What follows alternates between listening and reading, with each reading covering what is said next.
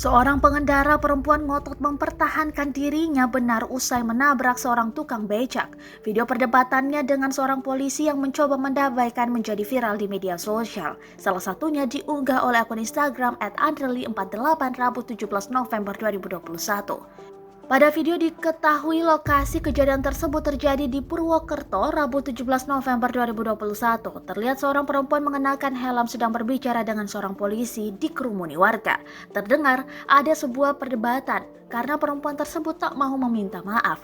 Pada keterangan dituliskan jika pengendara motor yang tidak membawa surat-surat kendaraan bermotor menabrak tukang becak.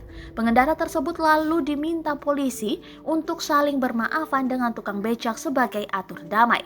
Namun, pengendara tersebut tak mau diajak damai. Bahkan, si tukang becak telah mengulurkan tangannya untuk bersalaman, namun si perempuan tersebut tetap menolak.